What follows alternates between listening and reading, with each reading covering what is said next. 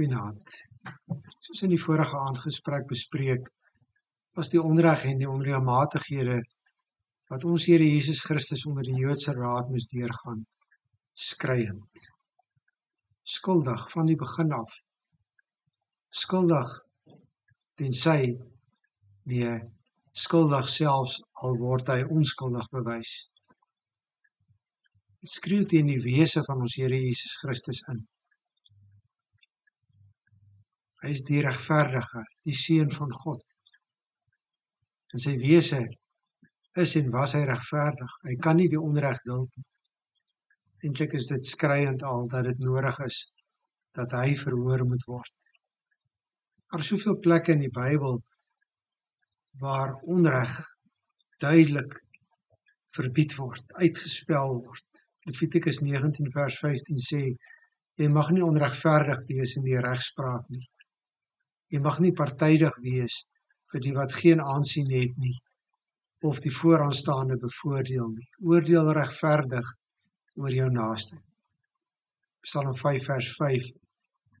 U is nie 'n God wat onreg verdra nie. Die kwaad het by u geen plek nie. Dit alles word ons Here Jesus Christus aangedoen. Wat dit nog erger maak is dat dit sy eie mense is wat dit doen. Dis die volk van Dawid, waaruit hy gebore is. Dit is die geestelike leiers van die volk van God wat dit doen. Daar is geen grondige klag teen hom nie. Die hoëpriester kom met 'n slim tegniek om Jesus uiteindelik te dwing om iets te sê, iets wat waar is, maar wat hulle as godslasterlik beskou. Hy roep Jesus om 'n eed te sweer of hy die Christus, die Seun van God is. Het is baie duidelik dat dit uiteindelik hieroor gaan wanneer Jesus deur die Joodse Raad verhoor word. Is hy die Christus, die Seun van God? Hulle behoort dit te geweet het. Dit maak dit so erg. Dit is die Joodse Raad wat die onreg teen hom pleeg. Die hoëpriesters, die skrifgeleerdes, die toegewydes, die Sadduseërs, die Fariseërs, die oudstes, die wyses. Hulle behoort beter te geweet het. Hulle het die woord van die Here byna uit hulle kop uitgeken. Hulle het 'n verwagting gehad dat die Messias sou kom. Hulle het sy wonders gesien, sy preke gehoor. Hulle het geweet dat hy duiwels uitdryf en mense se sondes vergewe.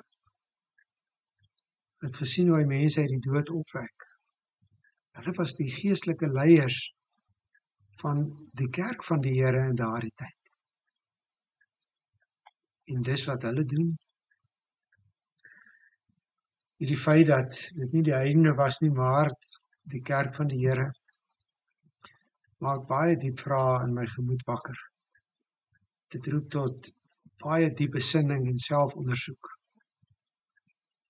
Dit vra of ons in die kerk van die Here steeds besig is met Jesus as die Messias, as die gesalfde koning en die profeet en die priester. Dit vra oor al die seerkry van mense, van elkeen van ons in die kerk en deur die kerk.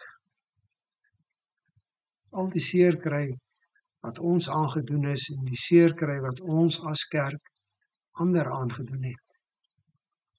Dit vra oor die fokus van ons kerkwees. Of dit werklik oor Jesus Christus en hom as Messias gaan. Want waar dit uit die oog verloor word, misken word, onderken word, geminag word, onderspeel word, daar kan daar wrede dinge in die kerk van die Here gebeur. Ons is die kerk van die Here. Die kerk van Jesus, die Christus, die Seun van God. Goeienaand.